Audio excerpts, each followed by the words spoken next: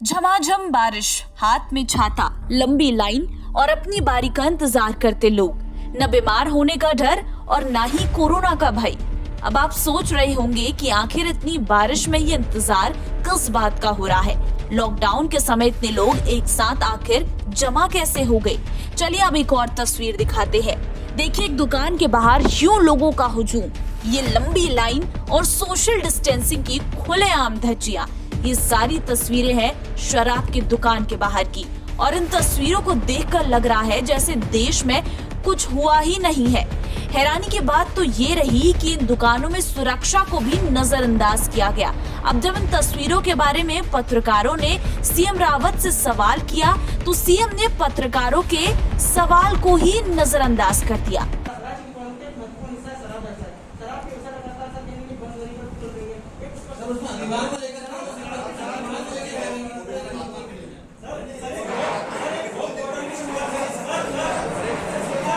Lockdown के दौरान पूरे देश में कारोबार ठप हो जाने से कमाई न हो पाने की राज्यों की ये चिंता वाजिब है, लेकिन कोरोना वायरस के संक्रमण के जिस खतरे के चलते लोग 40 दिन तक लॉकडाउन की तकलीफें झेलते रहे, उस संक्रमण की कोशिश 41वें दिन ध्वस्त हो गई।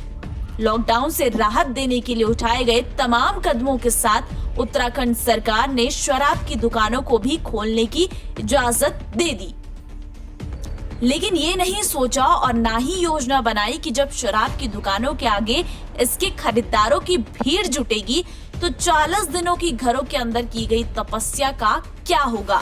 और हुआ भी वही। दुकानों के खुलते ही क्षण भर में सारी कोशिशें तार-तार हो गई। चलिए, सरकार ने राजस्व बढ़ाने के लिए मदिरा प्रेमियों के लिए शराब की दुकानें तो खुलवा दी, लेकिन जो उसके बाद नियमों की धज्जियां उड़ी, उस पर आखिर सरकार ने चुप्पी क्यों साधी? क्यों त्रिवेंद्र रावत ने पत्रकारों के सवाल को नजरअंदाज कर दिया? ये एक बड़ा सवाल है। Bureau report, news 31 Uttarakhand.